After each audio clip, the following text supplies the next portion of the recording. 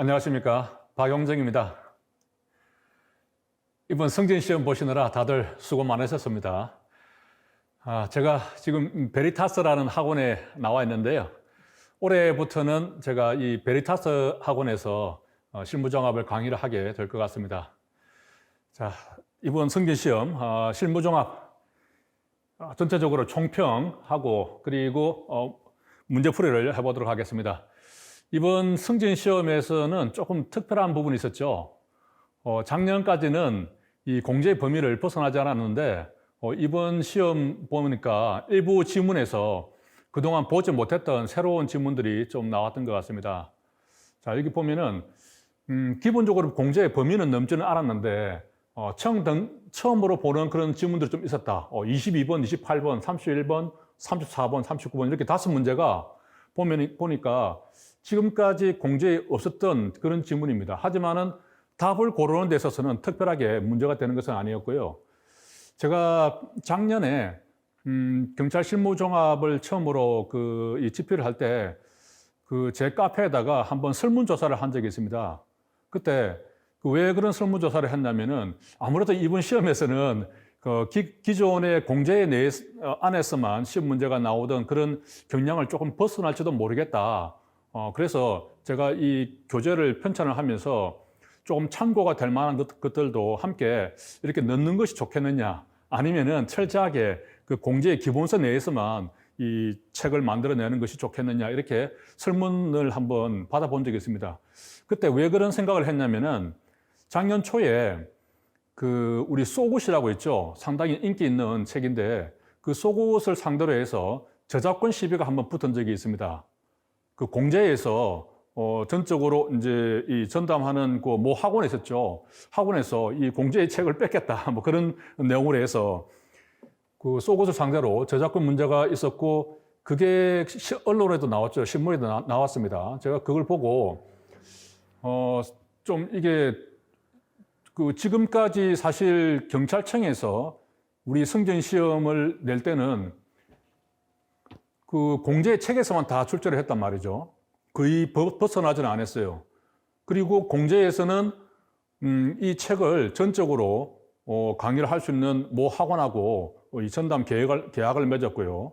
그러다 보니까 사실 이 경찰청과 또 공제의 학원 이렇게 연결이 돼 있어서 뭐 그렇게 이제 문제가 나오고 있었죠. 다들 이제 뭐 좋은 점도 있었고 또 불만의 사람도 있었고 뭐 그런 상황이었는데, 근데 이번에 이제 저작권 문제가 불거지면서 기자가 물었어요. 경찰청에 지금까지 승진 문제가 이 공제에서 나오는 책에서만 출제가 되었느냐, 이렇게 물으니까 경찰청에서 뭐라고 답을 했냐면은 아니다, 그런 것은 절대 아니다, 이렇게 답을 했더라고요. 그 기사를 보니까.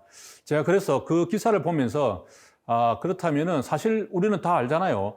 지금까지 승진 시험 문제가 이 공제의 책에서만 나왔다는 것을 다들 알고 있는데 경찰청에서 그렇게 이야기를 했다는 것은 이제 앞으로는 이 공제의 범위를 좀 벗어날 수도 있겠다 하는 생각이 들었었습니다. 그래서 제가 그 설문조사를 한번 받고 그랬죠. 하지만 제 생각은 뭐냐면은 이게 우리 승진 시험이라는 것이 그렇게 너무 공제의 그 범위를 벗어나 버리면 우리 수험생들에게 상당히 혼란을 줄 수가 있거든요. 그래서 기본적으로 시험 범위는 이 공제의 범위 안에 공제의 책 내에서만 내되 그 표현이라든가 답에 결정적인 영향을 주지 않는 일부 지문에 대해서는 충분히 공제의 책에서 나오지 않는 것들을 이제는 인용을 할 수 있겠다라는 생각이 들었습니다. 그런 생각을 했는데 이번 시험에서 제 예상대로 그대로 나왔어요. 그래서 경찰청에서도 이제 앞으로 기조가 제가 볼 때는 이런 식으로 가지 않을까. 그러니까 공제의 책만 보더라도 충분히 시험 문제를 맞출 수는 있지만, 그럴 수는 있지만은 이제 공제의 책에서만 문제를 출제하는 것은 아니다 하는 것을 보여주기 위해서 일부 다른 책에 있는 혹은 뭐 단순하게 그 법령에 있는 부분들을 이렇게 새롭게 넣어서 문제를 만들 가능성이 많습니다. 이번 시험이 그렇거든요. 그런데 이제 이번 시험의 특징은 뭐냐면 이런 식으로 이제 새로운 지문들이 이렇게 5문제에서 꽤 있죠, 그죠? 이렇게 나왔는데 이것들이 결정적으로 답에는 영향을 미치지 않았다는 겁니다. 다시 말하면은 이거 공제에서 못 보던 지문인데 그러면은 답은 아니라는 거예요. 그런 식으로 된 겁니다. 그런데 이제 내년에는 어떻게 될 것인가? 내년에도 분명히 이런 기조로 간다 이거죠. 이런 기조로 가고 또 이번에는 그 새로운 지문이 그 법령 내에서만 인용을 했지만 아마 기출 문제에 나오는 그런 부분도 일부 표현들을 좀 인용하지 않을까 그렇게 생각이 됩니다. 하지만은 전체적으로 그 범위는 공제의 범위 안에는 들어갈 것이다. 이번처럼 새로운 지문은 모두 답이 아니었다. 그렇게는 또 이제 내기는 어렵겠죠. 분명히 한 개, 내지 두 개 정도는 새로운 표현, 새로운 내용에서도 답이 나오게끔 그렇게 할 가능성이 있어 보여요, 이제는. 그래서 공부를 하실 때 공제 책을 기본적으로 가지고 공부를 하되, 좀 어느 정도는 그런 부분을 염두에 두고 할 필요가 있고, 그렇다고 해서 너무 이 공부하는 범위를 확장을 시키는 것도 저는 옳지 않다고 생각합니다. 그러면은 공부가 너무 범위가 넓어지고 공제에 있는 그 책만 해도 양이 엄청나고 그것만 해도 암기하기가 벅찬데 더 넓힌다? 이것은 맞지 않고 다만 이제 앞으로 한다면은 분명하게 그죠?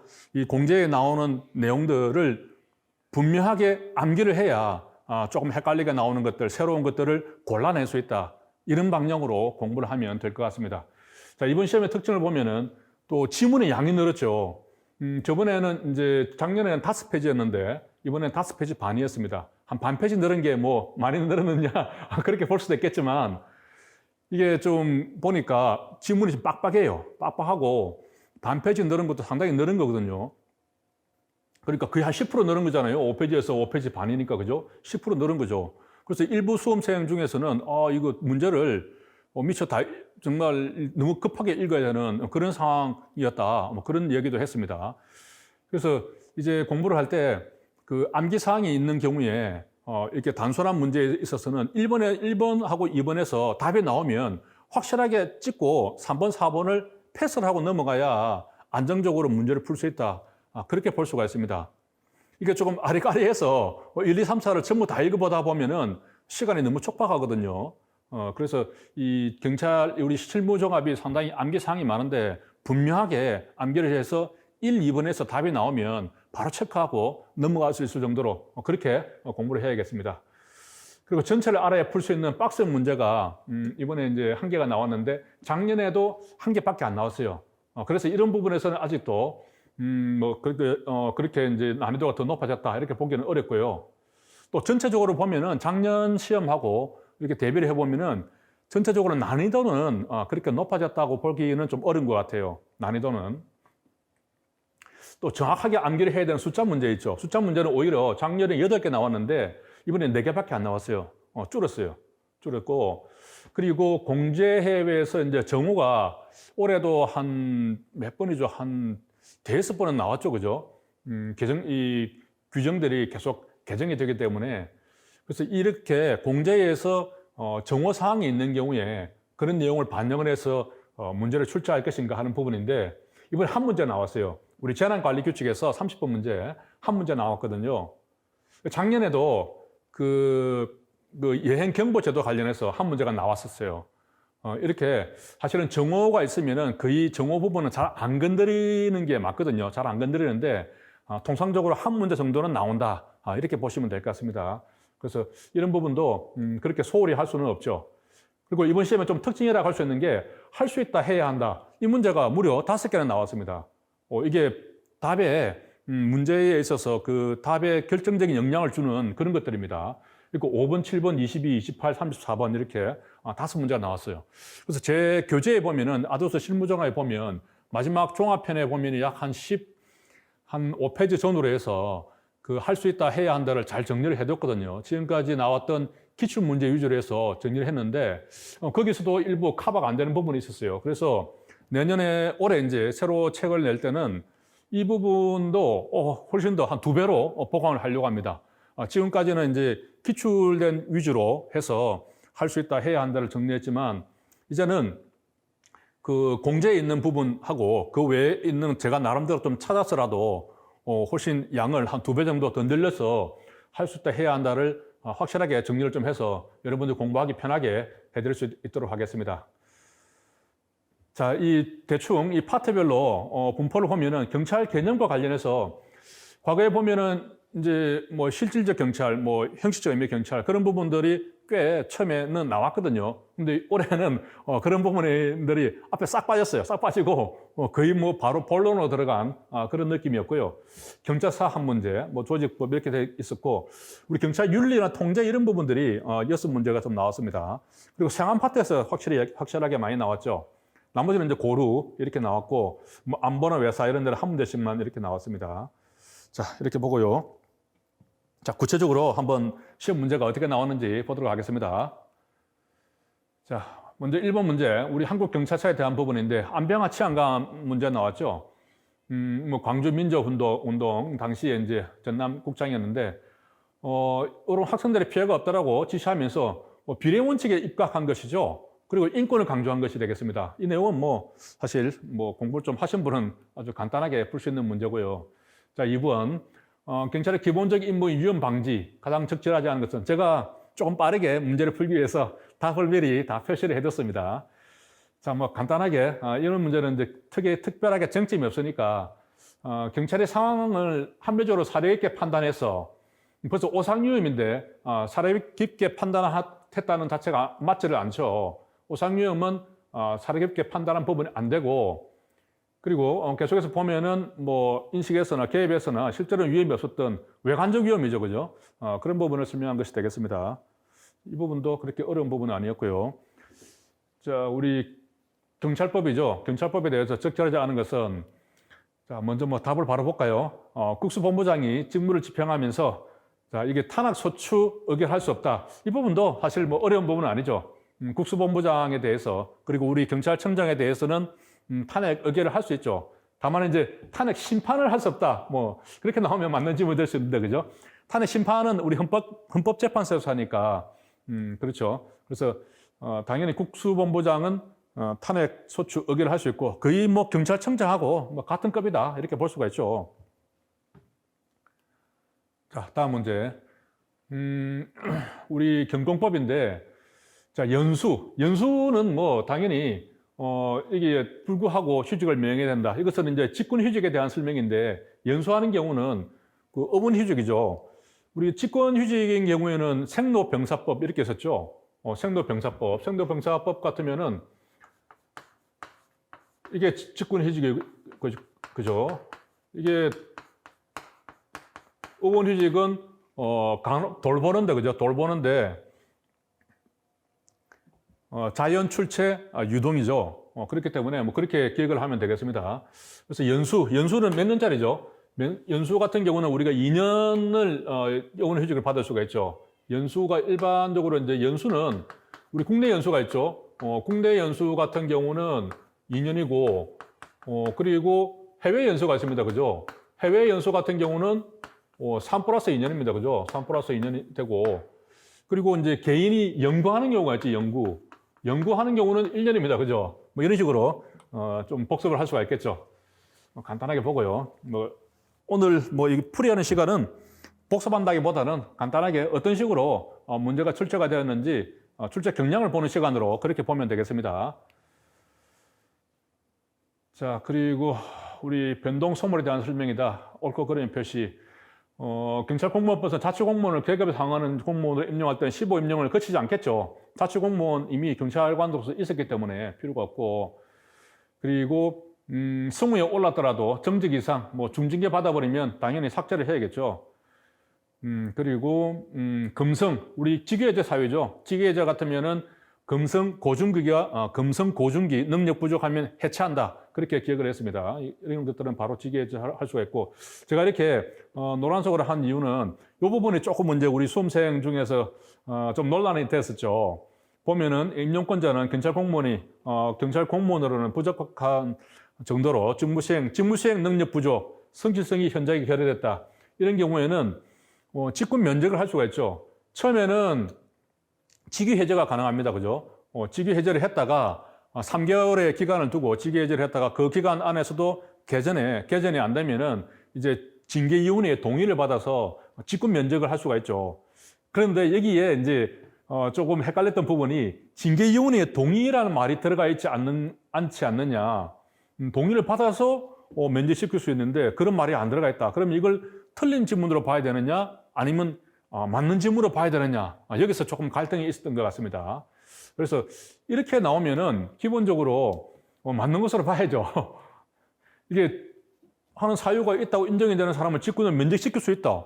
맞잖아요. 면직시킬 수 있다. 다만 징계위원회의 동의를 얻어서 그런 부분이니까. 그리고 실제 법조문에도 보면 요게 이제 1항에 나와 있고 그 밑에 2항에 보면은 이제 위의 경우에는 징계위원회의 동의를 받아야 한다. 그런 식으로 되어 있기 때문에 뭐 법조문상에도 그런 식으로 되어 있습니다. 그래서 이 부분이 조금 헷갈릴 수가 있었겠다 하는 부분이 있습니다. 조금 어려웠다 하는 부분이 있었고요. 자, 권리 업무에 관해서 경찰 공무원법상 모든 계급의 경찰 공무원의 형의 선고 뭐 이렇게 쭉 나가다가 휴직, 강임, 면직을 당하지 아니한다 이렇게 되어 있죠. 그래서 일단 기본적으로 우리는 이제 강임에 대해서는 경찰 공무원에 대해서는 해당 사항은 없긴 한데 이게 국가공무원법상에 규정되어 있는 부분이거든요. 그래서 이 국가공무원법상에 있는 부분을 우리 경찰공무원법에서 이렇게 준용을 했죠. 인용을 하면서 거기에 치안 총감, 정감에 대해서는 적용하지 아니한다 이렇게 되어 있습니다. 그래서 결과적으로는 모든 계급이라는 이 부분이 틀린 내용이 되는 것이죠. 치안 총감, 정감은 제외하는 것이죠. 그 사람들은 제외하고 나머지는 이제 신분 보장이 된다 하는 의미가 되겠습니다. 나머지 부분들은 뭐 특별한 부분은 없고요. 자, 고청 처리. 여기도 보면 뭐 숫자가 이제 처음으로 한번 나왔어요. 고청 처리 규정도 보면 30일 플러스 30일이죠. 30 플러스 30. 우리 징계위원회도 보면은 30 플러스 30이죠. 그리고 소청위원회는 60 플러스 30이죠. 이게 징계위원회 그 절차하고 좀 비슷해요. 보면 사전에 그 통제를 해야 되는 경우도 징계위원회도 5일 전에 도달이 되도록 해야 되는데 이 고청 처리 이 절차도 보면 5일 전에 그 출석할 수 있도록 도달이 되도록 그렇게 해야 됩니다. 그런 부분 좀 비슷하고요. 자, 여기 보면은 국가공무원법에 따라서 인사기관장, 임용권자, 재청권자는 성폭력, 성희롱 범죄 신고를 받은 경우에는 지체 없이 사실 확인을 위한 조사를 해야겠죠. 그리고 필요한 조치를 할 수 있다. 자, 여기서 할 수 있다가 아니고 해야 한다겠죠.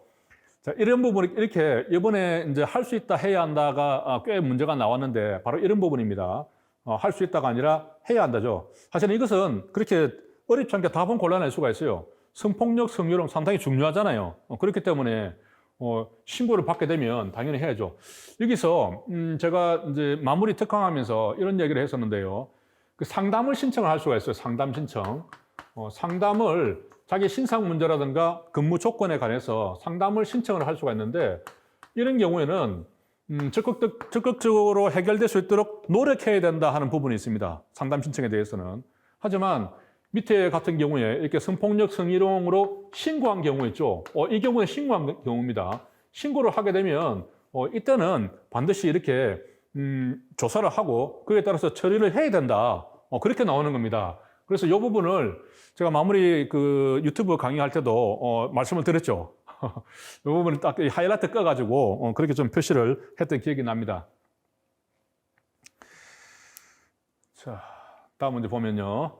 경찰 비리의 원칙. 경찰 비리의 원칙은 법률의 명문의 규정, 명문의 규정이 뭐 있죠. 이 부분도 아주 간단한 문제입니다. 그죠? 명문의 규정. 제가 이 실무종합 할 때도 경직임비라고 했죠. 경직임비. 우리 경찰관 직무집행법에는 인권 보장에 관한 규정, 그리고 비리의 원칙이 있다. 경직임비. 박임비죠. 박임비가 경직이 왔다. 경직임비. 이렇게 해서 경직법에도 규정이 있고, 그죠? 우리 행정기본법에도 있고, 뭐 규정은 많습니다. 명문의 규정은 없다. 이 부분은 좀 간단하게 점수를 주는 문제라고 볼 수가 있습니다. 자, 다음 설명으로 적절하지 않은 것은 경직법에 따라서 경찰관은 미병부. 자, 우리 경직법 간단하죠? 미병부. 이미 미병부. 강제로 정주자 24시간 동안 그런 부분이 있었습니다. 정주자는 뭐 정신착란자, 주치자, 자살 우려자 같은 경우는 강제로 보조처할 수 있고 24시간 동안 할 수가 있죠. 그래서 이미 미병부, 이것은 뭐 간단한 내용이고 기출문제에서도 많이 나왔죠. 자, 경직법에 대한 설명을 옳지 않은 것은 경찰관이 위험 방지를 위한 출입을 할 때 신분을 표시하는 정표의 제시 의무는 없다. 당연히 제시해야겠죠. 이런 부분들은 상당히 쉽게 간단하게 나왔습니다. 자, OX가 바르게 표시된 것은 경지법상 경찰청장의 위해선 장비를 새로 도입하는 경우에는 3개월 내죠. 3개월 내로 그 국회에 소관 상임위원회, 보통은 이제 행안위가 되겠죠. 소관 상임위원회에 보고를 해야 되죠. 그리고 이제 이 전문성 전문가를 참여를 시켜야 되는데 전문가는 30일 내로 보고를 하게 되어 있죠. 그 전문가 그 안전성 검사가 끝나면은 위해선 장비 기준에 할 때 전자충격기죠. 전자충격기. 자, 이 부분입니다. 전자충격기 이게 그 요건이 어떻게 됩니까? 충격받은 열사 얼굴임 이렇게 기억을 했습니다. 그죠? 열사니까 14가 되죠. 얼굴임 이렇게 했죠.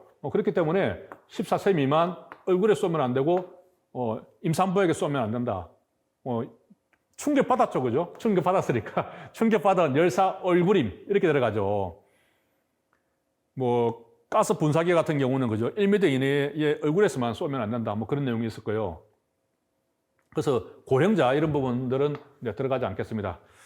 자, 경지법상의 범인의 체포, 도주 방지를 위해서 부득이한 경우에 현장 책임자가 판단해서 이게 이제 가스 분사기에 대한 부분인데 이 경지법상의 가스 분사기는 기본적으로 우리 집회 시위를 염두에 둔 개념이라고 했죠. 그렇기 때문에 가스 분사기 한 개 쏘는데도 현장 책임자가 판단을 해야 됩니다. 개인이 우리 경찰관이 판단을 할 수가 없게 그렇게 되어 있죠. 그리고 요건을 보면은 채도죠. 채도만 들어가 있습니다. 채도 방항이 아니죠. 그래서 채도 그리고 불법 집회 시위에 있어서 생신재공이죠. 생명, 신체, 재산 그리고 공공의 시설의 안전을 확보하기 위해서 그렇게 요건이 되어 있습니다. 주로 이제 집회 시위를 염두에 두다 보니까 그래서 이 분사기와 관련해서는 제가 강의할 때도 몇 번 강조를 했죠. 분사기가 아주 골치 아프게 되어 있어요. 그죠? 이 법에서는 채도밖에 안 들어가 있죠. 우리 법에서는 채도만 들어가 있습니다. 체포, 도주 방지 그리고 불법 집회 시위죠. 집시에 있어서 생신재공이죠. 생신재공. 자, 이게 이 법에서 이제 위해성 장비 규정으로 넘어가면 이게 이제 또 바뀝니다. 그죠? 이게 이제 채도는 어떻게 바뀌냐면은 가스초인 경우에 채도 방항이 돼버리죠. 채도 방항이 돼버리고 방항은 알죠? 뭐 방어나 항거, 항거 억제 이렇게 되는 것이고 그리고 이제 또 하나가 나오는 게 경찰봉이 있죠. 경찰봉에서는 이제 위에 나와 있던 이 집시 생신재공이 그대로 나옵니다. 그죠? 이렇게 분리가 됩니다. 이게 이제 분사기가 참 애매하게 돼 있어요. 그리고 이제 또 물리력 사용 기준에 가버리면 아주 또 복잡하게 되어 있는 게 여기서는 이제 위해선 장비 규정에서는 가스 분사기 같은 경우에는 1m 이내에 얼굴에서만 쓰지 못하도록 되어 있는데 이 물리력 사용 규정에 가버리면 뿐만 아니라 그 임산부라든가 그죠? 14세 미만 혹은 임산부라든가 혹은 뭐 여러 가지 그 호흡기 질환이 있는 그런 부분까지 인지가 된다면은 사용하면 안 된다 하는 부분이 있습니다. 다만 있죠. 치명적 공격에 대한 그죠? 고위험 물리력을 사용할 때 그때만 제외하고 고위험 물리력을 사용할 때만 제외하고 14세 미만이라든가 임산부 혹은 호흡기 질환이 있는 것을 인식을 했을 때 경우에는 분사기를 사용해서는 안 된다 하는 부분이 있습니다. 그렇기 때문에 이 분사기가 규정마다 조금씩 다르게 되어 있는 거예요, 이게. 그래서 상당히 공부하기 힘들고 사실 또 잘 쓰지도 않잖아요, 우리 실무에서. 쓰지도 않는데 규정만 복잡하게 되어 있어서 시험 나오면 헷갈리게 되어 있습니다. 아무튼 여기서는 이제 분사기 같은 경우는 채도만 이렇게 나와 있는 것이죠. 맞는 내용이 되겠습니다. 자, 경찰관은 이제 이게 무기에 대한 사용인데 무기는 위해를 줄 수 있는 경우와 위해를 줄 수 없는 경우가 있죠. 줄 수 없는 경우가 지금 설명이 되어 있는데 채도 방항이죠. 범인에 대한 체포, 그죠? 도주 방지, 방이고 방에 대해서는 항상 재산에 안 들어갑니다. 그죠? 자타, 자기 또는 다른 사람의 생신빵이죠. 자다 생신빵. 그리고 항거, 채도 방항이 되겠습니다. 이런 요건만 있으면은 위해를 주지 않는 한도 내에서 무기를 사용할 수 있는 것이죠. 이 문제도 조금 어려울 수 있는 문제라고 볼 수 있겠습니다. 자, 비밀에 대한 설명으로 적절하지 않은 것은 이것도 보면 내용은 뭐 간단합니다. 그죠? 이것도 뭐 이게 지문도 이번 시험에 보면은 어떤 것들은 이렇게 금방금방 풀 수가 있어요. 또 쉬워요. 보면 이런 경우도 뭐 2급 비밀에 대해서는 우리가 비밀을 분류를 할 때 1, 2, 3급이 있죠. 1급인 경우에는 외교 관계 누설이 되면 외교 관계가 단절이 될 수가 있습니다. 그리고 2급인 경우에는 누설이 됐을 때 국가 안전 보장에 막대한 지장을 줄 수가 있죠. 그리고 이제 3급인 경우에는 국가 안전 보장에 해를 끼칠 수 있죠. 외막해죠, 외막해. 왜 마음대로 해? 왜 막해? 비밀. 간단하죠. 그래서 이런 경우는 사실 이제 1번부터 읽어서 나오니까 뭐 어쩔 수 없이 4번에서 답을 고르겠지만 만약에 위에서 1번에 있었다 이런 지문이 그러면 바로 찍고 넘어가야 되는 거죠. 왜 막해? 이렇게 읽어보고 기억을 해서 바로 넘어가야 되는 것이죠. 해가 나오니까 이건 상급이 되는 것이죠. 이렇게 이제 두 문자 같은 것으로 확실하게 암기를 해버리면 그리고 그게 나오면 이런 게 이제 처음에 나왔다 그러면 바로 찍고 넘어가야 다음 문제를 좀 어려운 문제에 좀 더 시간을 투자를 할 수 있는 겁니다. 부패 원인 가설.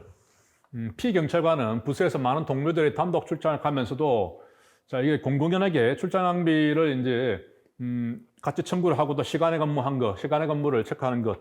자, 이거는 뭐죠? 구조원인 가설이죠. 침묵의 규범이고 우리 조직적으로 하기 때문에 구조원인 가설이고 순찰 중에 주민으로부터 필요회복 음료를 무상으로 받았고 뭐 그 다음 주는 식사 대접을 받았다. 나갈 때마다 받는다. 이것은 이제 전체 사회가 가설이 되겠죠. 주민들이 계속 줘서 경찰이 부패에 빠지게 한다 하는 윌슨이 주장한 전체 사회 가설이 되겠습니다. 법에 위반되는 사례로 가장 적절한 것은 예술의 전당 소속 공연 관련 업무 담당 공무원이 전당 초청 공연작으로 뮤직 드라마 가보고 저녁 식사를 하고 25만 원 상당의 1인당 5만 원, 1인당 5만 원 나와죠, 그죠? 뭐 이게 뭐 5명이 25만 원 뭐 이렇게 나오는 것도 아니고 1인당 5만 원 바로 나와버렸습니다. 그러면은 이제 이게 답이죠. 이것도 뭐 간단하지 않습니까, 그죠? 우리가 이거를 350으로 많이 기억을 했습니다, 그죠? 350. 3만 원짜리가 음식물이죠. 5만 원짜리가 경조사, 그죠? 그리고 선물. 10만 원짜리가 조화. 그 다음에 화한. 그리고 농수산물, 그죠? 이게 이제 제가 이 두 문제 할 때마다 항상 좀 망설여지는데 말을 하기가 이게 우리 뭐 그대로 외우면 되잖아요, 그죠? 이 빨리 읽으면 됩니다, 그죠? 350 뭐 이렇게 쫙쫙 이렇게 읽으면은 이제 바로 나오죠. 너무 빨리 읽으면은 이게 상당히 좀 낯뜨거워지는 말이 되어서 자 그렇게 해서 우리가 기억을 하면 되겠습니다. 이것은 뭐 어렵지 않게. 근데 이거를 이제 방금처럼 두 문자로 외우지 않고 그냥 뭐 어떻게 외우든지 본인이 어떻게 만들어서 하면은 그게 이제 좀 어중간하게 만들어지면 잘 안 외워져요. 자, 법에 따라 때 공직자 등은 이것도 아주 간단하죠. 이제 이런 문제 나오면 아주 간단하게 뭐 바로 찍고 넘어갈 수도 있는 거죠. 적절한 것이니까 1회에 100만 원, 회계연수 300만 원 초과해버리면 안 되죠. 3년 이하 징역이죠. 이런 경우에는. 이런 경우에도 제가 그 실무정합 할 때 표를 만들었죠. 표를 만들어가지고 이렇게 쭉 쳐서 표를 만들어가지고 기억을 했습니다. 그죠? 이렇게 표를 만들어서 뭐 직무 관련되고 안 되고 하는 그런 부분 있죠. 다시 뒤로 가버렸네요. 자, 16번 문제. 적절하지 않은 것은 공무원이 기관이 아닌 개인인 직무 관련자로부터 무상으로 금전을 빌리는 경우. 이게 이제 직무 관련자와 거래를 하는 경우에 신고를 해야 되는데 기본적으로 직무 관련자하고 어떤 금전 거래를 하면 당연히 신고를 해야겠죠. 돈을 내가 빌리거나 혹은 내가 빌려주거나, 그죠? 그러면 상당하게 친분 관계가 있기 때문에 그런 경우는 신고를 해야 됩니다. 그런데 만약에 무상으로 주는 경우는 어떻게 되느냐? 당연히 신고를 해야겠죠. 그죠? 그리고 이제 이 경우는 제가 여러 번 강조했었는데 우리 법에 보면은 금품 수수의 예외라고 할 때 상부사친단 공불사 이렇게 기억을 하면서 그게 보면은 사적 거래의 예외 부분이 있습니다. 그죠? 사적 거래인 경우에는 이제 금법 수수의 예외가 되는 것이죠. 거기에 보면은 정년은 그죠? 정년은 제외한다 하는 말이 있죠. 정년은 제외한다라고 괄호 안에 나오는 말이 있습니다. 그죠? 여기서는 무상은 포함이죠. 무상은 포함, 무상은 포함 이런 또 조항이 있죠. 이런 것도 같이 함께 기억을 해버리면 되는 것이죠. 그래서 당연히 어느 경우든 정년을 제외하든 무상을 포함하든 어느 경우든 신고하는 방향으로 간다. 정년을 하든지 그냥 무상으로 주든지 항상 신고하는 방향으로 간다. 그렇게 기억을 한 적이 있습니다. 자, 코헨, 코펠 뭐 이것도 사례가 우리 공제 책에도 있지만 뭐 제 책에도 있고 여러 번 기출 문제도 많이 나왔죠. 그렇기 때문에 이것은 사실 어렵지는 않는데 이게 사례가 많다 보니까 암기하기가 힘들어서 그렇습니다.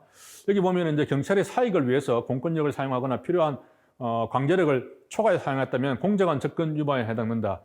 이렇게 이제 필요 최소한 강제력을 초과해 사용했다. 그러면 어떻게 되죠? 이게 비례 원칙 위반이죠. 비례 원칙. 그죠? 비례 원칙 위반이면 공정한 접근 위반이 아니죠. 신뢰보호 원칙에 위반되는 것이죠. 이게 두 문자로 이렇게 기억을 했습니다. 이게 이제 공안팀 신객이죠. 공안팀 신객. 코펠의 공안팀 신객.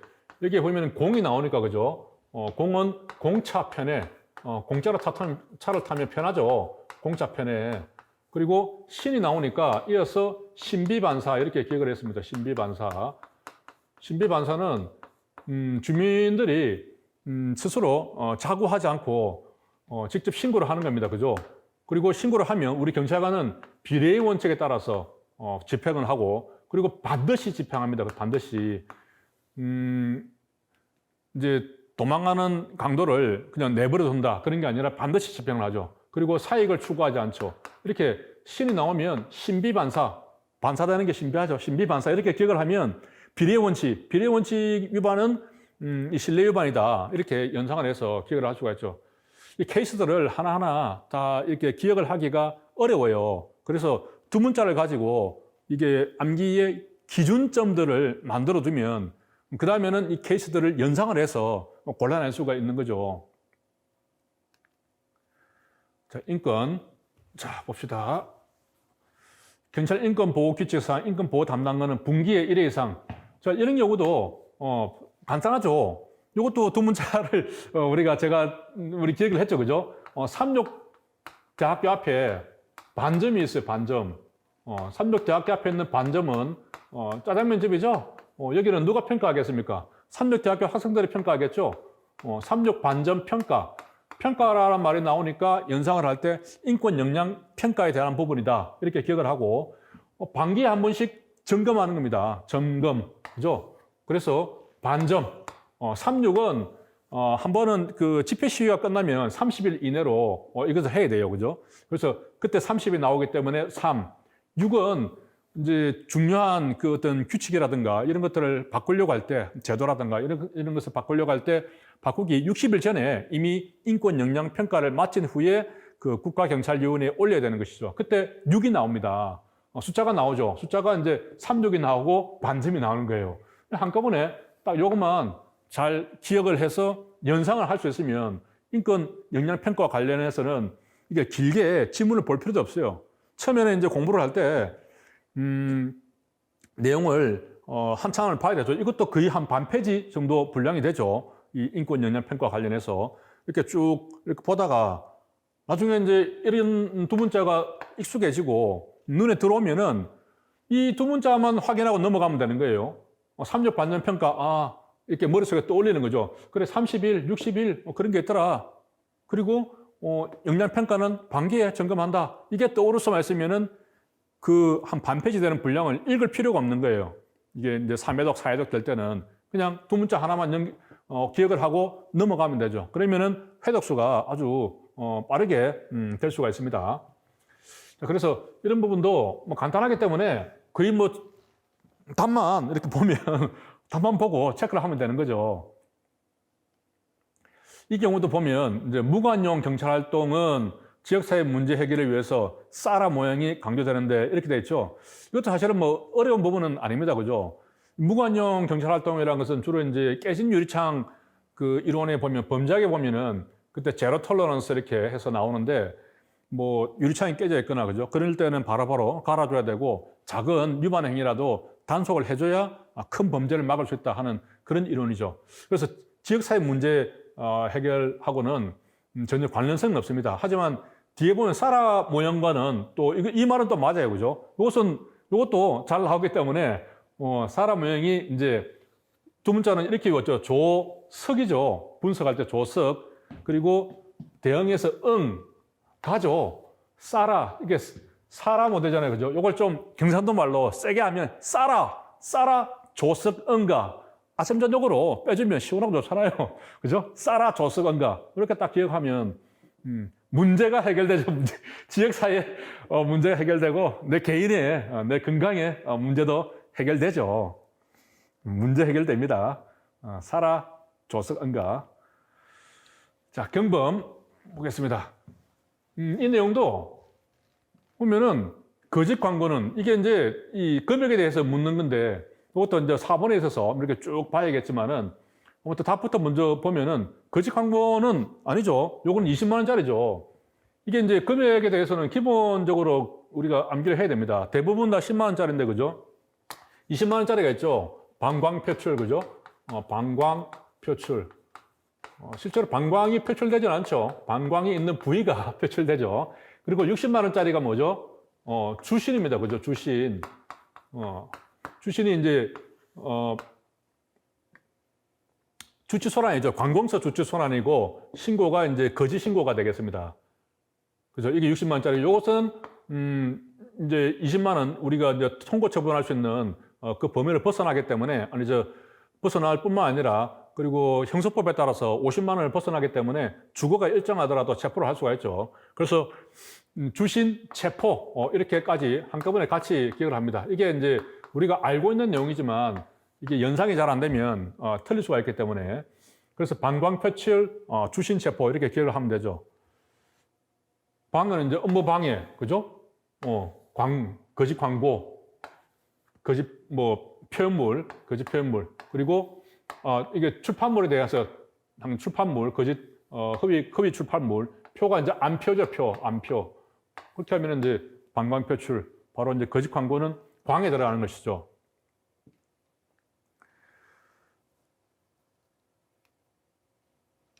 실종 아동 답을 바로 보면은 규칙상 이것도 기출문제에서 지금까지 많이 나왔던 문제입니다. 그죠? 발견지는 실종 아동 등 가수림을 발견해서 보호 중인 장소를 말하며 발견한 장소와 보호 중인 장소가 서로 다른 경우에는 발견한 장소를 말하는 게 아니죠. 그래서 보호 중인 장소를 말하겠습니다. 사실 이것도 이제 좀 헷갈릴 수가 쉬운 거예요. 발견한 장소하고 실제 보호하고 있는 장소가 다르면 근데 보호하고 있는 장소를 발견지라고 한다. 그러니까 이렇게 좀 헷갈리게 규정을 만들어 놨어요. 그냥 발견지는 발견지고 보호하는 장소는 보호지고 그죠? 발견지, 보호지 이렇게 따로 규정을 하든지 그렇게 하면 되지. 이렇게 두 개를 한꺼번에 넣어놓고 헷갈리게 만들어 놨죠. 이 규칙에서.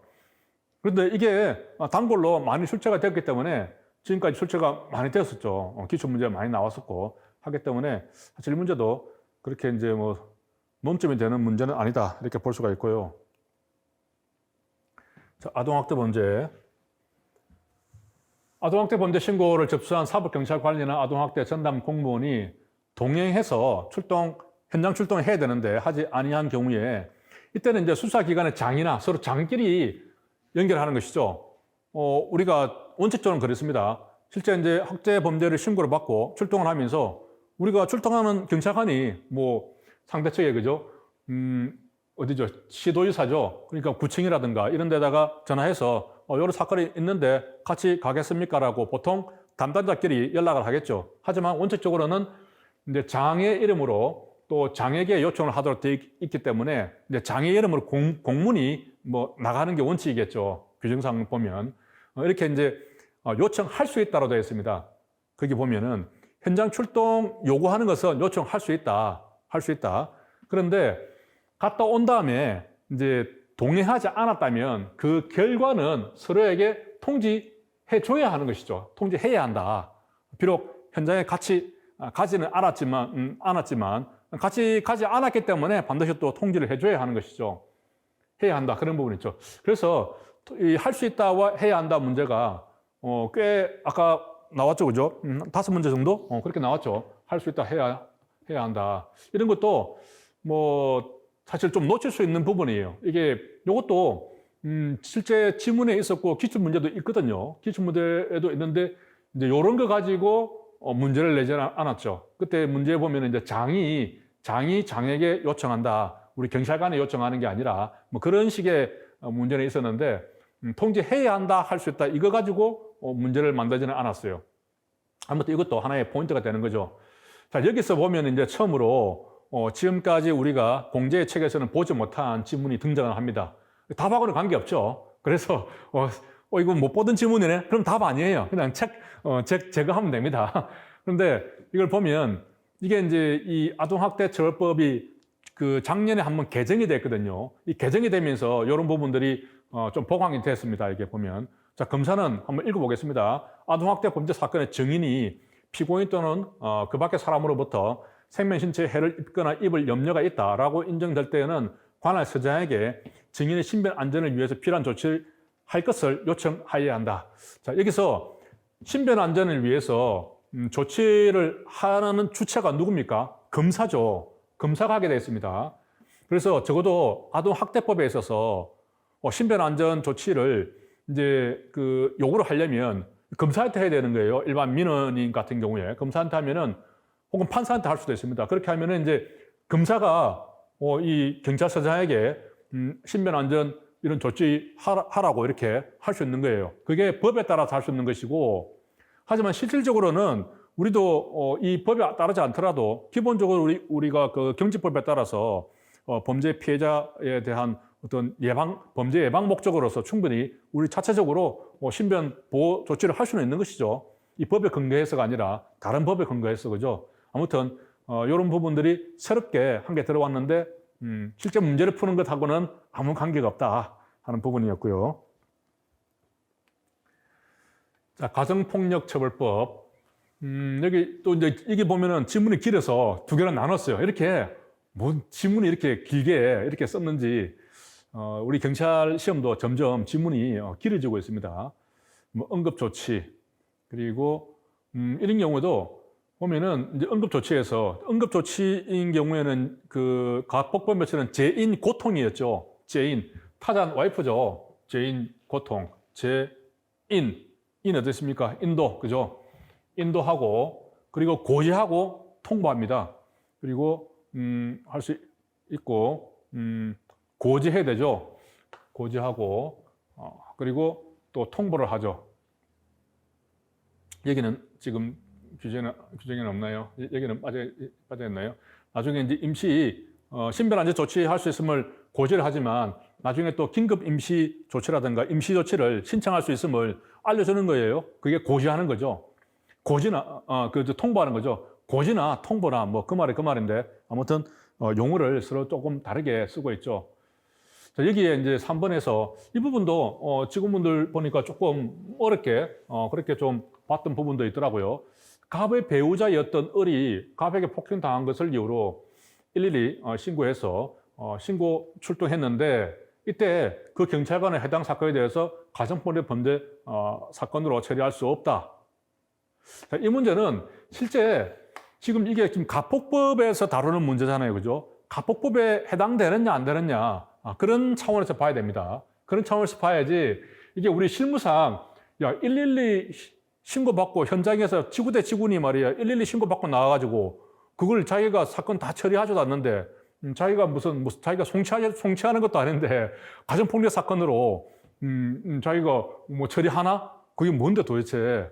이렇게 생각해버리면 안 되는 거죠. 보통은 이제 우리 여청과에서 그죠? 우리가 지구대 같은 경우는 일단 초동 조치만 하면 서울 같은 대도심에서는 이제 초동 조치까지 할 것이고 또 지방 같은 데는 기본적으로 이제 피해자 뭐 진술 조서까지 받는다든지 그렇게 할 수가 있겠지만 아무튼 기본적인 조사만 한 다음에 여청에서 나머지를 이제 처리를 하게 되죠. 그러면 이제 뭐 가정보호 사건으로 이렇게 해서 송치를 할 수도 있고 아니면 그냥 우리 가정폭력법 위반으로 또 송치를 할 수도 있고 뭐 그렇게 할 수도 있습니다.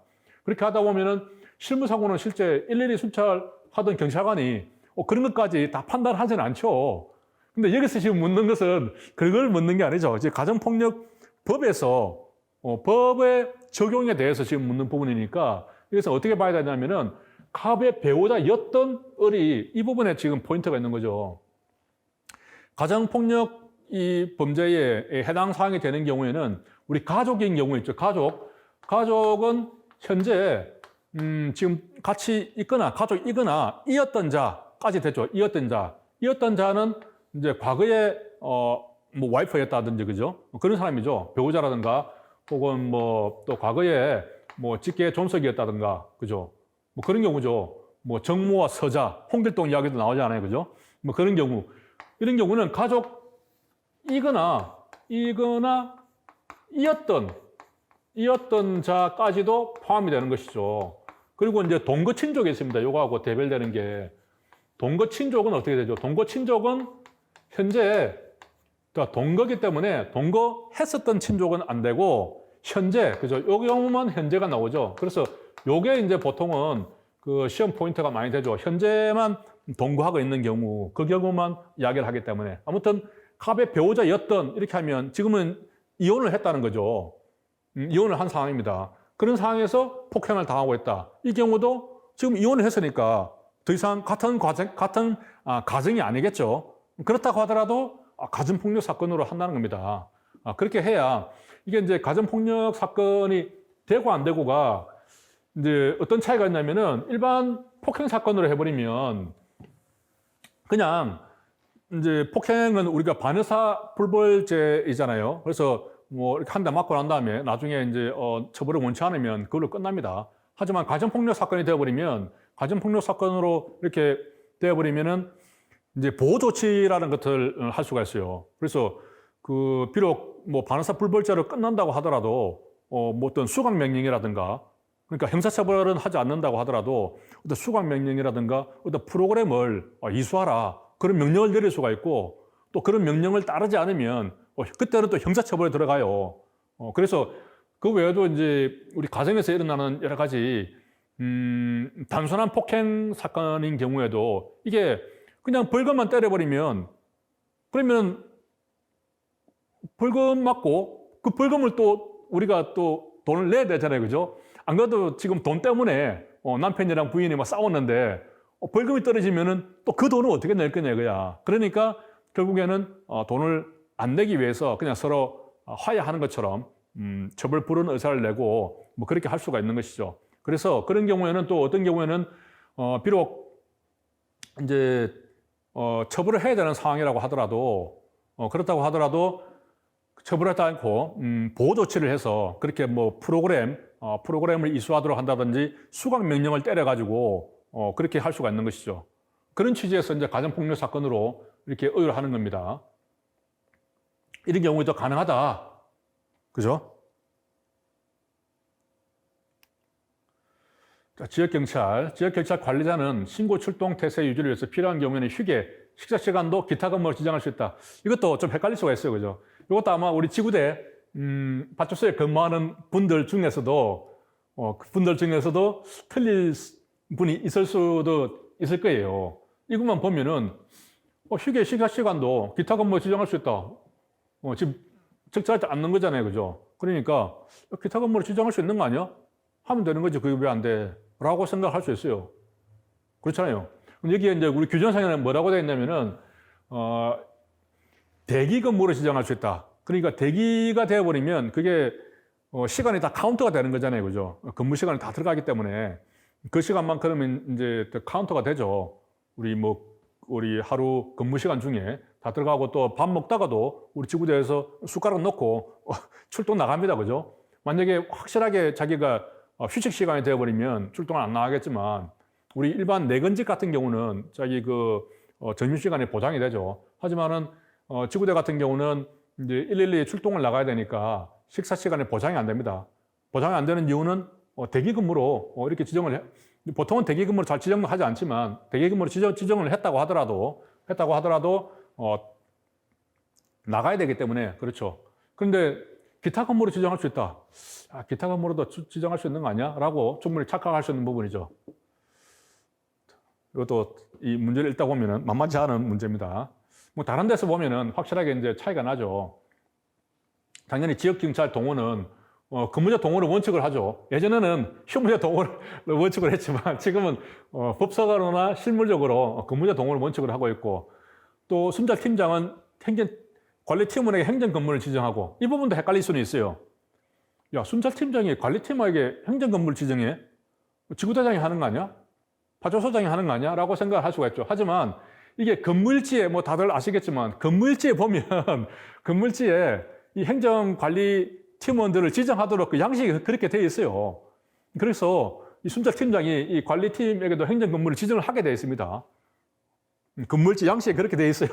그래서 지정하게 되어 있는 것이고, 자, 그리고 다른 근무를 지정하거나 이렇게 할 수 있고, 상한근무, 상한근무 받은 사람 있죠. 지역경찰 치안센터 내에서 요보호자, 상한근무자는 신작 중요 뭐 이렇게 기억을 했는데, 자, 요보호자에 대한 감시를 하고, 방문민은 각종 신고 사건 처리하죠. 뭐 스티커 가지고 오면은 통고 처분으로 해주고 합니다. 이런 것들을 하죠. 신작 중요 이렇게 기억을 했죠. 신작 만화 같은 거 나오면 신작이 중요하죠. 항상 신작 중요 이렇게 신고 사건 처리하고, 그죠? 그리고 이제 각종 그 시설물들에 대해서 작동 여부를 점검을 해야 됩니다. 그리고 중요 사건이 있으면은 전파를 해야죠. 무전으로 알려줍니다. 그리고 요 보호자에 대해서 이렇게 이제 보호하고 감시를 해야 되는 것이죠. 자, 변사 사건, 경찰 수사 규칙상 사법경찰관이 검시를 할 때는 검시조사관을 참여시켜야 하며, 이 부분도 뭐 몇 번 나왔었고 기출문제도 몇 번 나왔죠. 검시에 참여한 검시조사관은 변사조사 결과보고서를 작성해야 된다. 그렇죠. 여기서 이제 검시할 때 반드시 참여시켜야 되는 사람은 의사, 그죠? 혹은 가족들이나 친척, 뭐 자치단체 공무원, 이런 사람들은 반드시 참여를 시켜야 되고, 검시조사관은 참여를 시킬 수 있다 이렇게 되어 있습니다. 왜냐하면은 이 우리 검시의 주체는 원래는 검사잖아요. 형사법에 보면은 검사가 보는 게 검시입니다. 그죠? 그런데 검사가 이제 사법경찰관에게 검시를 대리하게 할 수 있도록 지휘를 할 수가 있습니다. 명령을 할 수가 있죠. 그러면은 이제 경찰이 할 때는 사법경찰관이 주체가 되는 겁니다. 사법경찰관이. 그렇기 때문에 같은 경찰이잖아요. 사법경찰관이든 뭐 검시조사관이든. 물론 이제 여기서 검시조사관은 지금 경찰 공무원이 반드시 아니라도 할 수는 있어요. 지금은 할 수는 있지만은 아무튼 우리 조직 내에 있는 사람이고, 그리고 기본적으로 검사가 사법경찰관에게 대신해서 검시를 하라고 되어 있기 때문에 이 사람들을 검시조사관을 반드시 참여시켜야 하는 것은 아니죠. 참여시킬 수 있다. 실무상은 물론 이제 할 수 있으면 뭐 다 참여시키죠. 참여시켜서 잘 알지도 못하기 때문에 이 사법경찰관이. 그래서 당연히 뭐 하겠지만은 어쨌든 규정상으로 보면 검시조사관은 시킬 수 있고, 우리 내부 사람인데 시킬 수 있고, 참여시킬 수 있고, 의사라든가 또 이웃 사람, 뭐 가족, 그런 사람들은 반드시 참여시켜야 한다. 이것은 몇 번 강조가 된 뭐 그런 부분입니다. 지명수배, 순위. 뭐 이것도 이제 우리 공부를 좀 한 분들 다들 뭐 기본적으로 암기사항이죠. 제가 같은 경우는 이제 공시, 그죠? 공시생이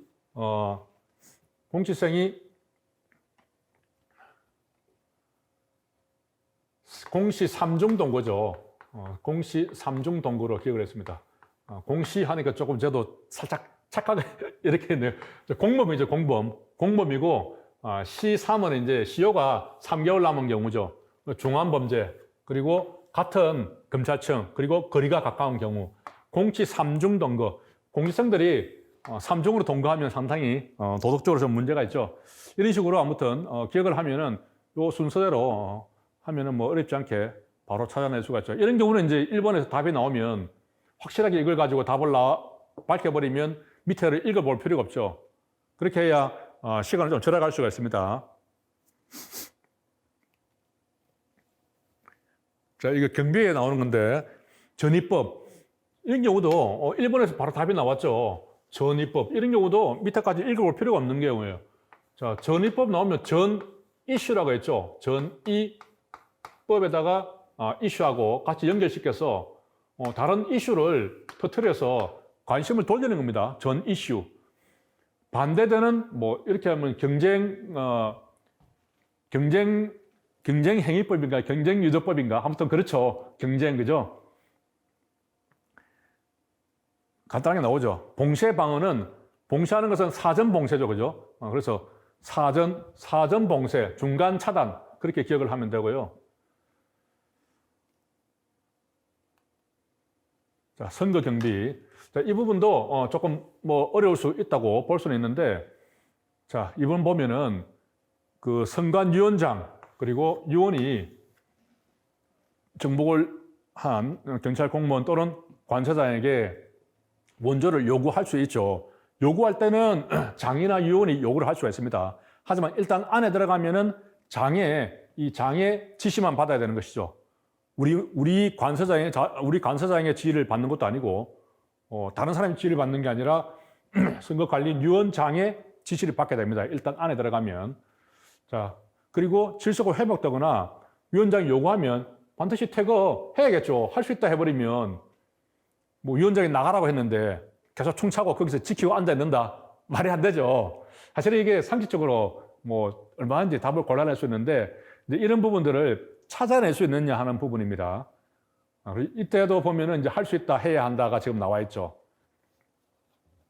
이 부분들 좀 찾아낼 수 있는 부분인데 밑에 보면은 지금 이제 노란색으로 표시되어 있는 게 이번에 우리 공제의 책에서는 보지 못했던 새로운 지문이죠. 이게 투표소와 관계됩니다. 투표소.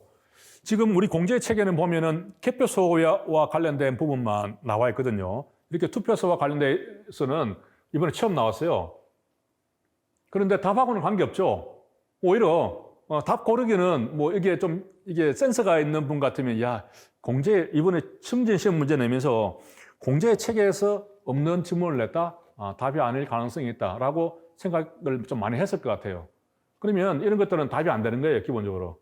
또 내용을 읽어봐도 뭐 그렇게 문제될 만한 건 없어요.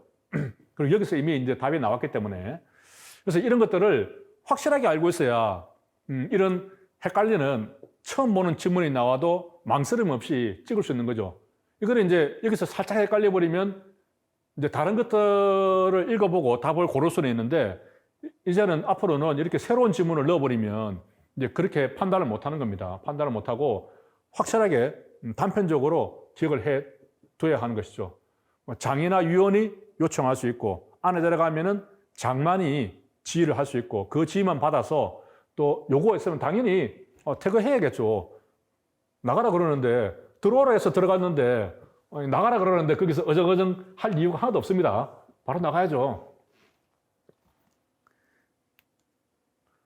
자, 비상근무 규칙. 자, 이것도 조금 어려웠죠. 하지만 몇 번 기출이 되었던 부분이기 때문에 암기가 좀 어려워서 그렇지 사실은 이제 암기만 좀 했으면 이건 그렇게 뭐 사실 어렵게 풀 수 있는 문제는 아니에요. 몇 번 이 문제는 나왔죠. 그죠? 이게 경비비상부터 해서 그죠? 경비비상인 경우에 대대작이잖아요. 대대작. 대작. 그죠? 작전비상인 경우에는 대적정입니다. 그죠? 대적정. 이번에 이제 그 재난비상이 한 개 나왔죠. 재난비상이 이제 새로 나오는데 이 경우도 대제죠. 여기서는 재난이기 때문에 이것만 기억을 하면 됩니다. 이게 그 우리 규칙에 나와 있는 부분들을 그대로 인용해서 문제로 나오기 때문에 첫 번째 나오는 이 글자들만 잘 기억을 하면 되죠. 대대작. 얼마나 큰 집이면 경비를 잘 해야겠어요. 그죠? 대규모 이렇게 되는 거예요. 여기서는 이제 대규모 적정, 뭐 정첩보 이렇게 나오거든요. 여기서는 앞머리 가지고 구분이 되는데 여기서는 이제 구분이 안 돼요. 이 처음에 나오는 이 대규모하고 이 대규모하고 밑에 재난 같은 경우도 마찬가지로. 근데 뒤에 거를 보면은 뭐 극도의 혼란이고 징후가 현저하다 그런 말이 있어요. 여기서는 그냥 뭐 혼란이고 예견된다 그런 말이 있고요. 이 재난 이 비상에서도 마찬가지고. 그리고 여기 보면은 어로 같은 경우는 극도의 이런 말이 나오잖아요. 그죠? 그러니까 가포로 가야 되는 게 맞죠. 극도 이런 말은 전부 다 가포로 가야 되거든요. 그리고 경비 비상에서 50%, 150, 30이잖아요. 그죠? 그러니까 병원이니까 30으로 가야죠. 150, 30. 그죠? 수사 비상하고 헷갈리는 게 있었어요. 그죠? 수사 비상이 있습니다. 수사 비상에 이제 갑하고 을이 조금 헷갈릴 수가 있는데, 이때는 사하고 연결된다고 했잖아요. 그죠? 사회 이목을 끄는, 그죠? 사회 이목을 끄는 중요 사건. 이렇게 돼 있고, 을은 그냥 중요 사건. 이렇게 돼 있어요. 그래서 사하고 연결시켜서 기억을 하면 되고, 안보 비상이 있어요. 안보 비상. 안보 비상도 보면은 이게 이제 보가 나오잖아요. 그죠? 이렇게 쭉 나가다가 보 경계, 그죠? 경계 지역에 대해 있어서, 검문 검사를 해야 된다. 이런 부분이 나옵니다. 가포는. 그러니까 가포만 잘 기억을 하면 되는 것이죠. 을어는 이제 뭐, 거기서 특정 지역에서 뭐 검문 검사를 해야 된다. 그런 말이 나오고요. 그래서 보, 경계. 우리가 보통 보면, 시골에 가면은 보를 경계로 해서 마을이 나눠지는 경우가 많죠. 보, 경계. 이렇게 기억하면 되고, 사사. 이렇게 두 문자로 뭐 몇 번 제가 이야기를 했었는데, 이것을 외우기가 힘들어서 그렇지, 일단 외워나면, 한 번만 외워나면, 이런 문제는 어려운 문제는 아니에요. 생각할 필요가 없잖아요. 암기력 테스트 하는 게 암기력.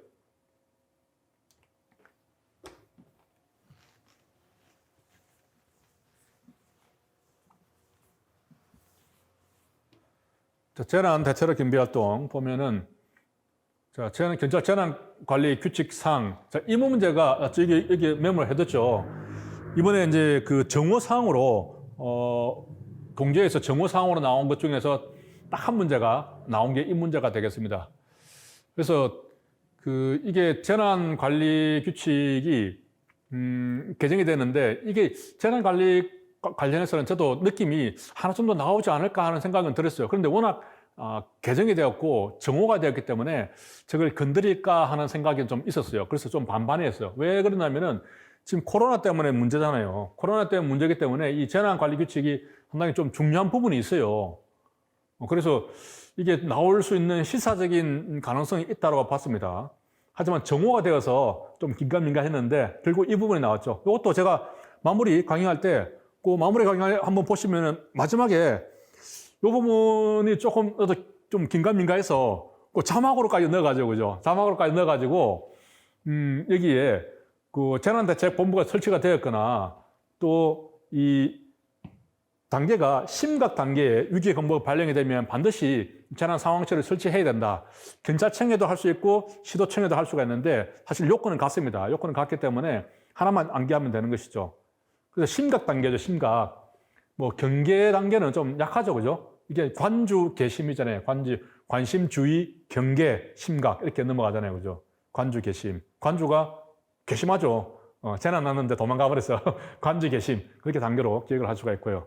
사실 이것도 뭐 포인트는 있지만은 좀 새롭게 개정된 부분이지만 이렇게 이제 개정된 부분에서 정호를 평소에 좀 안 해뒀으면 이게 눈에 익지 않았으면 좀 헷갈릴 수는 있죠. 하지만 이제 이 정도는 좀 체크를 해둬야 하는 부분이었습니다. 자, 교통사고 조사 규칙 이것도 보면은 이것도 제가 마무리 강의할 때 물론 이제 기본 강의할 때도 다 이야기를 했지만 다시 한번 강조를 한 것이죠. 마지막에 마무리 강의할 때도 보면 이게 이제 점선하고 이동 지점은 점선이죠. 정차 지점은 실선입니다. 점선과 실선에 대해서 여기서도 그때 제가 그 PDF 보면은 하이라이트 꺼서 이렇게 서로 비교를 하면서 마지막에 보여드린 적이 있습니다. 그게 나왔더라고요. 점선과 실선. 그때 이제 제가 하이라이트 안 했으면 이런 얘기도 못 하는데 하이라이트 딱 해가지고 두 개를 비교를 하면서 말씀을 드렸죠. 뭐 이것도 이제 좀 약간 지엽적인 부분이라 교통을 하신 분들은 알겠지만 또 깜빡 모를 수도 있죠. 근데 자, 이게 출제를 하신 분이 교통 쪽에서 근무를 하신 분이 이번에 들어갔는지 모르겠는데 교통 관련해서 또 새로운 질문을 한 개 넣었어요. 보면 이거는 교통사고 조사 규칙에 있는데 이런 질문들을 우리 공제 실무정합에 나오지 않는 질문입니다. 물론 답하고는 관계없습니다. 이런 질문이 들어가 있어요. 한번 보면은 사고 현장에 사망한 사람이 있는 경우에는 단순히 의식이 없거나 호흡이 정지했다는 사유로 사망한 것으로 판단하지 말고 당연하겠죠. 의료 전문가의 판단이 있을 때까지는 중선자가 동일하게 취급해야 한다. 당연하겠죠. 사람이 지금 방금 사고가 났는데 이걸 사망자다. 중성자다. 이렇게 우리가 경찰관이 참 판단하기 어렵습니다. 호흡이 있고 없고는 우리가 물론 판단할 수 있겠지만 그렇다고 하더라도 충분히 살아날 수 있는 소생 가능성이 있기 때문에 당연한 이야기고, 경찰 공무원이 교통사고 현장에서 사상자 구호 현장 보존 등 부득이한 경우에 교통을 통제해야 된다면은 교통사고 조사 중이라는 표지판을 현장 전후에 설치를 해라. 뭐 당연한 이야기겠죠. 다만 이제 한 명 이상의 경찰 공무원이 차량과 군중을 정리해서 2차 사고를 예방해야 된다. 이 부분은 이제 한 명이냐, 뭐 두 명이냐 헷갈릴 수는 있겠다만서도 아무튼 상식적으로 충분히 그럴 수 있겠다라고 볼 수는 있습니다. 아무튼 새로운 지문이 나왔죠. 이런 것들은 기존에 뭐 기출 문제에 나왔던 그런 부분들이 아닙니다. 이것은 그냥 요 규칙에서 그냥 따가지고 넣었거든요. 아마 이 출제하신 분이 이런 부분이 상당히 좀 중요하다고 좀 헷갈릴 수 있다라고 이렇게 보신 것 같아요. 자, 다음 문제. 여기서 이제 우리 12개 특례 사항인데, 이걸 이제 모르는 사람 없죠. 다 암기를 하고 기본적으로 시험을 치러 가는데, 헷갈렸던 부분이 이 부분입니다. 그죠? 고속도로에서 횡단 유턴 후진한 경우에 그때 12개 특례사항에 들어가고 일반 도로는 안 들어가거든요. 고속도로 횡단 유턴 후진인데 이게 법 제62조 이렇게 해버리니까 이게 고속도로야 일반 도로야 헷갈리는 겁니다. 그죠? 근데 치사하게 일반 도로를 염두에 두고 뭐 원래 62조인데 예를 들어서 법 제60조를 위반해요. 그렇게까지 치사하게 문제를 내지는 않겠죠. 이 정도는 그냥 맞다라고 생각을 하고 느낌으로 풀어야 되는 것이죠. 아, 고속도로인 모양이다 라고 생각을 하고 이렇게 풀어야 되는 부분이지, 설마 이 조항을 가지고 62조냐 65조냐 뭐 70조냐 그렇게 만들어서 문제를 내지는 않겠죠. 그 정도는 믿고 풀으셔야 됩니다. 그 다음 어린이 보호구역, 이 부분도 조금 어려울 수 있는데 보면은 그 경찰 우리 시도 청장이나 서장이 어린이 보호구역 주변에서 일정 부분에 대해서는 지정할 수 있는 부분이 있죠. 여기에 이제 간선도로가 아니고 이면도로죠. 이면도로. 간선도로는 좀 큰 도로고 이면도로는 그야말로 이제 작은 골목길 같은 작은 도로를 말합니다. 이것도 우리 두 문자로 기억을 한 적이 있습니다. 근데 어린이는 순백하고, 어린이 나오니까 그죠. 어린이는 순백하다. 순백에서 300을 연상을 하죠.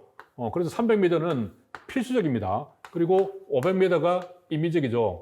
그러니까 어린이는 순백하고, 경찰은 어떻다? 경찰은 속이 주통이다. 술주자, 술을 많이 마셔가지고. 원래 그 교통에 근무하시는 분들이 보면 하루 종일 교통하고 난 다음에 그 매연가스를 마시기 때문에 이 매연을 좀 씻어줘야 된다고 하더라고. 그러면서 이제 소주에 삼겹살을 많이 드시더라고요. 그러다 보면 속이 주통이 될 수가 있습니다. 이때 이가 이면도로잖아요. 이면도로에서 일방 통행을 지정을 할 수가 있습니다. 속도 같은 경우는 이제 30km 이내죠. 이내 같으면은 이하란 말입니다. 이내로 할 수 있고, 보통 이제 우리 어린이 보호구역 가면 다 30km로 돼 있죠. 이렇게 하면은 이면도로, 그죠? 간선도로가 아니고. 이런 것도 다 두 문자로 이렇게 기억을 해버리면 헷갈리지가 않죠. 주정차 관련해서 시장 등은 차를 견인했는데 24시간 내에 안 찾아간다. 그러면은 이제 등기 우편을 보내야 되는 것이죠. 통지할 수가 있다가 아니라 통지해야 한다. 이것도 할 수 있다 해야 한다를 가지고 문제를 만들었습니다. 할 수 있다 해야 한다 가지고 꽤 문제를 많이 만들었더라고요. 보니까 이 출제자가 약간 그 스타일이 있어요. 그죠? 그러니까 숫자 문제는 적게 냈어요. 작년에 8문제 나왔는데 숫자 문제는 4문제밖에 안 나왔거든요. 그런 것들은 단순 암기는 하지 않겠다. 그렇게 숫자 문제는 별로 안 냈어요. 안 내면서 할 수 있다 해야 한다. 또 이런 문제를 또 많이 냈어요.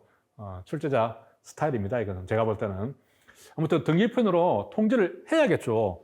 통지 안 해주면은 뭐 어떻게 알아? 그죠? 내 가보니 차가 없어. 도난신고 해야 되나? 차가 없어요.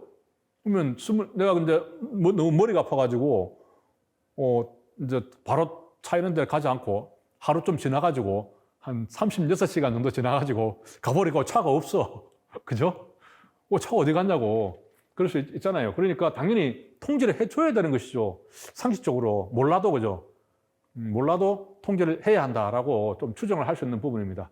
그런데 여기서도 또 새로운 질문이 또 들어왔어요. 교통에서만 새로운 질문이 계속 들어오고 있습니다.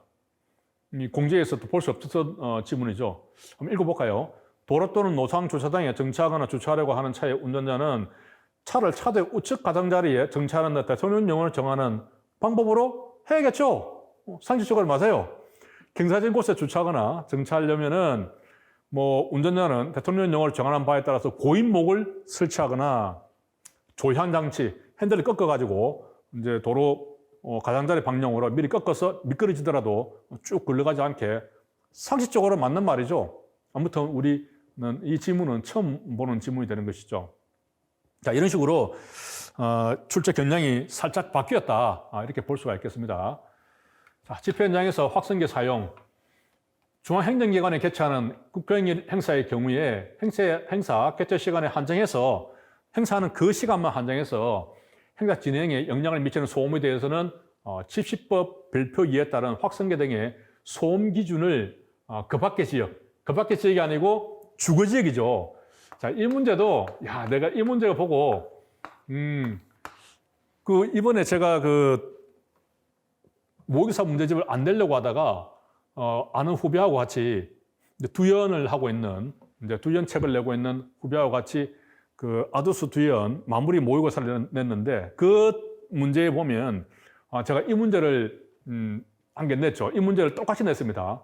상당히 창의적으로 냈어요. 그때 문제를 제가 만들 때 이거 분명히 확성기 사용과 관련해서는 문제가 나온다. 이번에 분명히 문제가 나온다. 지금까지도 보면 최근에 각종 채용시험, 경관시험 다 나왔거든요. 다 나왔습니다. 그래서 이게 바뀐 것도 있고 또 밑에 데시벨을 묻는 것도 있죠. 하기 때문에 복잡한 부분도 있어서 이 문제는 반드시 나온다. 그렇다면은 뭘 가지고 낼 것이냐. 그래서 기존의 기출문제하고 잘 이렇게 비교를 해보다가 이 부분이 조금 그렇더라고. 그래서 이것을 내가 원래 주거지역으로 되어 있는데 그 밖의 지역으로 저도 똑같이 냈어요. 이렇게 그 밖의 지역으로 이렇게 바꿔가지고 모의고사에 낸 적이 있죠. 아마 제가 낸 그 모의고사 풀어보면서 틀린 분들 꽤 있을 겁니다. 그죠? 틀렸다가 그때 이제 주거지이구나라고 생각을 했던 분들은 이번 시험에는 맞췄겠죠. 그렇습니다. 제가 상당히 그때 문제를 좀 창의적으로 바꿔냈는데 이 출제자도 저하고 비슷한 생각을 가지고 있었나 봐요. 다른 것으로 바꿀 수도 있잖아요. 그런데 이제 그 밖의 지역으로 이렇게 다 바꿔가지고 이렇게 내가 냈더라고요. 아무튼 그래서 1번이 답이 되고요. 주거지역은 7시부터죠. 7시. 소리 치는 시간, 6시간이죠. 7시. 이것도 제가 강조를 했습니다. 이제 심자 시간이 06시냐, 07시냐, 이게 좀 많이 이제 다른 게 있었죠. 하지만 집시법은 심자 시간이 07시까지고, 이제 주간이 07시부터 됩니다. 그게, 낮에는 좀 더 소리를 칠 수 있잖아요. 좀 더 세게 칠 수 있기 때문에 7시가 되는 거죠. 그런 식으로 기억을 하는 겁니다. 자, 36번. 집시법에 대해서 옳지 않은 것은 5개 집회 시 참가자들이 교통 혼잡이 야기되었다고 볼 만한 사정은 없으나 이게 신고 행진로 따라서 하위 한계차로 이 부분도 몇 번 기출에 나왔던 부분이죠. 기출 문제에 많이 다뤘던 문제가 되겠습니다. 이게 행진로를 따라가다가 미리 신고가 돼 있어요. 그리고 하위 한계차로 이렇게 하위란 말이 나온 걸로 봐서는 그죠? 그 차로 말고도 또 다른 차로가 있다는 말이죠. 그 중에서 맨 마지막에 있는 하위 차로 한 개만 미리 신고가 되어 있었고 거기에 따라서 행진하다가 15분 동안 그냥 눌러 앉은 거예요. 그렇다고 하더라도 다른 차로에서 통행이 가능하니까 그죠? 그 정도라면은 신고 범위를 벗어나지 않았다 이렇게 봤고 하지만 이제 요거 나오면 항상 같이 봐야 되는 게 그게 있죠. 세 개 차로가 있어요. 세 개 차로. 세 개 차로가 있었는데 이 세 개 차로를 모두 딱 점거를 하고 가다가 거기서 눌러 앉아버린 거죠. 그런데 마침 이 도로 외에는 다른 데로 우회를 할 수 있는 우회도로도 없어요. 우회도로도 없는데 또 하위차로 한 개만 막은 게 아니라 세 개 차로 모두를 막고 눌러 앉아버렸다. 시간은 여기보다 더 짧아요. 여기는 15분인데 거기는 몇 분 안 돼요. 그랬을 경우에 그때는 교통방해차로 입건을 했어요. 판례가. 교통방해 것처럼 입건한 게 아니라 인정을 한 거죠, 그죠? 인정을 했어요. 그거 두 개를 잘 구별을 해야 되는 부분이죠. 이것도 판례가 몇 번 나왔죠. 기출도 나왔고.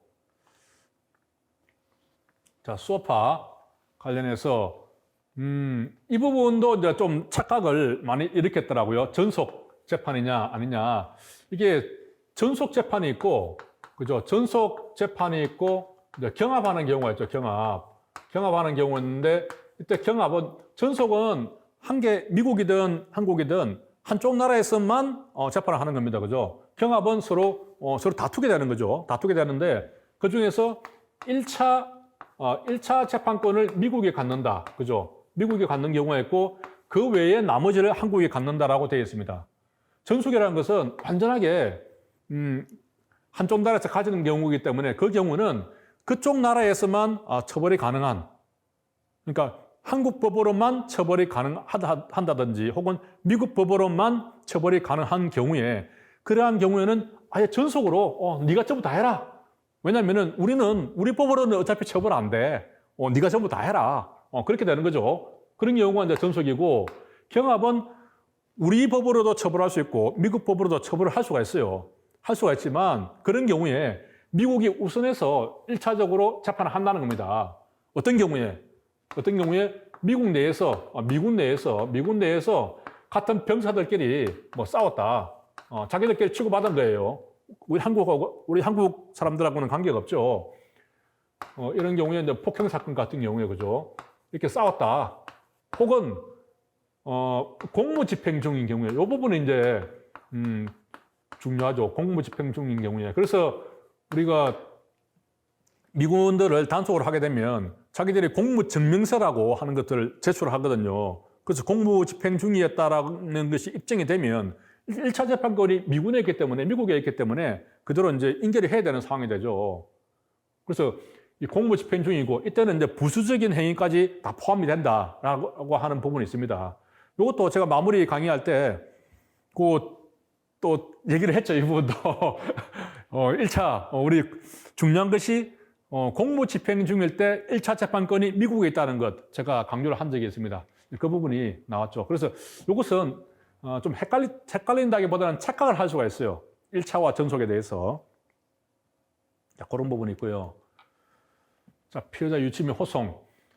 이 부분도 많이 개정이 되어서 개정된 부분을 건드리지 않았더라고요. 건드리지 않고 기존에 있던 그 부분을 출제를 했습니다. 실제는 이제 개정이 된 부분이 중요하죠.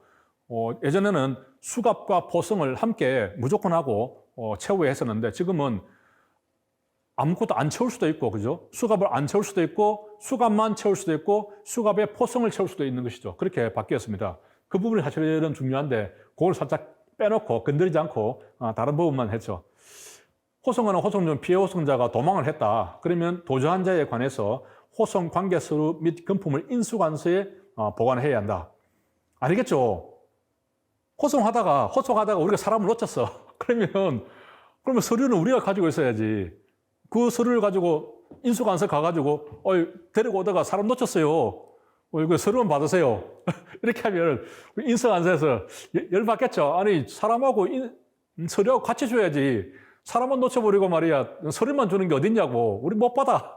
그렇겠죠. 그러니까 여기서 말이 안 됩니다. 그죠? 당연히 호송관서에서 호송을 하다가 사람 놓쳐버렸으면 우리가 책임지고 그 서류를 가지고 있어야죠. 인수관서에 보관한다. 상식적으로도 안 맞는 부분이고요. 보안관찰. 법무부 장관은 보안관찰 처분 대상자 또는 피보안, 요 부분이 새로 들어온 지문이죠. 제가 노란색으로 표시된 게 이것도 그 공제책에서는 보지 못한 부분이 되겠습니다. 읽어보면은 법무부 장관은 보안관찰 처분 대상자 또는 피보안관찰자 중에서 국내에 가족이 없거나 있어도 인수를 거절하는 자, 가족이 있어도 인수를 거절하는 경우가 꽤 있죠. 이런 경우에 대해서는 대통령령이 정하는 바에 따라서 거소를 제공할 수 있다. 자, 이런 부분은 공제에서 본 적이 없습니다. 저도 못 봤고요. 저도 한번 찾아봤는데 거소를 제공할 수 있더라고요. 보니까 법무부에서. 우리 일반 채용 시험이라든가 우리 경관부 시험에서도 아직 이런 지문은 기출된 적은 없어요. 이제 우리 승진 시험에서 한번 기출이 됐기 때문에 앞으로 이런 지문들은 상당히 괜찮은 지문 같아요. 이런 지문들은 이제 우리 채용 시험에서도 충분히 활용이 되어서 응용이 되어서 나올 수 있는 그런 부분이 되겠습니다. 아무튼 이것은 처음 보는 지문이다. 답하고는 관계없다. 자, 형법상 일반 이적죄는 보안관찰 해당 범죄에 해당된다. 일반 이적죄는 아니고 유치한 여간첩이죠. 유치한 여간첩이 뭐라고 말했죠? 내 목살 특이해. 내 목살 특이라고 이야기했습니다. 그죠? 이게 형법상에 있는 것이죠. 그죠? 외환유치죄, 여적, 간첩, 그죠? 내란 목적 살인죄죠. 여기에서 내란죄는 안 들어갑니다. 내란죄는 안 들어가고 특수한 이적죄죠. 일반 이적죄가 아니고. 그래서 이것을 제가 특별히 말을 만들었습니다. 그죠? 앞에 무슨 말이 많이 붙어요. 무슨 이적죄, 그죠?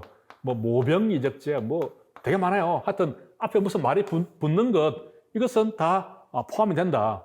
그것을 특수 이적죄라고 부르자 하면서 특수 이적죄는 해당 범죄가 되고, 여기서 안 되는 것이 일반 이적죄다. 그래서 일반을 제어하기 위해서 특이라고 이렇게 기억을 했죠. 유치한 여간첩이 그걸 보다가 내 목살이 특이해 라고 이야기한다고 제가 몇 번 이야기를 했죠.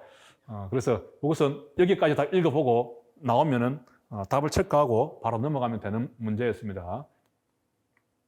근데 이제 이런 문제 풀 때 1번에서 이제 못 본 지문이 나오는 거죠. 그러니까 지금까지 이 문제 경향을 보면 3번이나 4번 이렇게 답하고 관계없는 부분에서 못 본 지문을 냈어요. 답은 1번, 2번에 두고, 그죠? 그런 형태로 이제 조금 변형을 시켰는데, 여기서는 이제 1번에다가 못 본 지문을 갖다 넣어버리면 약간 당황스럽겠죠. 그런 다음에 2번에 이제 답을 둔 겁니다. 자, 마지막 문제. 자, 이것도 보면은, 이것도 조금, 시간이 촉박하면, 헷갈릴 수 있겠더라고요. 시간이 촉박하면. 이게 답이 또 4번에 있잖아요. 제가 전통적으로 이야기했습니다만은, 보통 마지막 문제는 답이 3번 하면 4번이에요.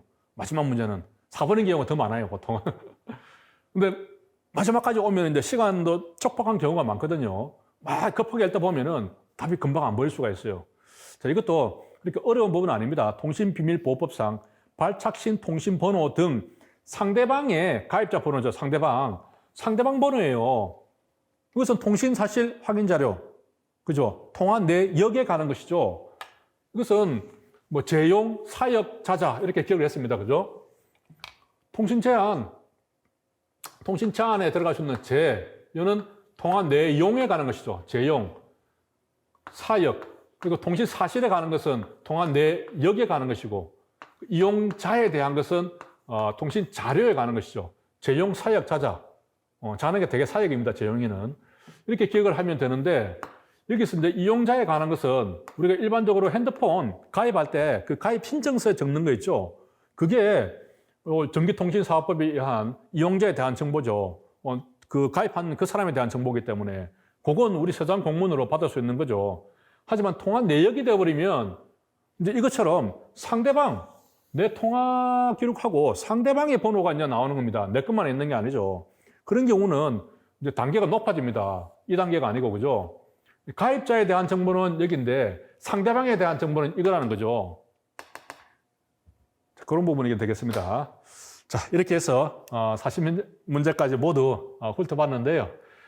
이 문제가 작년 수준 대비해서 그렇게 어렵지는 않지만 그래도 꽤 정확하게 암기를 해야 되는 부분이 있었고요. 그리고 특히 이번에는 새롭게 보지 못한 지문들이 등장을 했습니다. 이런 경향이 내년에도 지속될 것이다. 될 수밖에 없어요.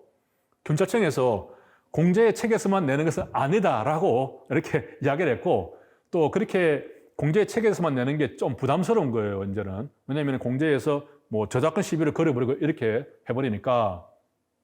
그래서 앞으로도 계속 우리가 보지 못한 지문은 등장할 것이다. 하지만 공제의 책에서 나오는 것만 열심히 공부하면 거의 만점이나 만점 다다라는 점수까지 가는 데는 아무 문제 없다.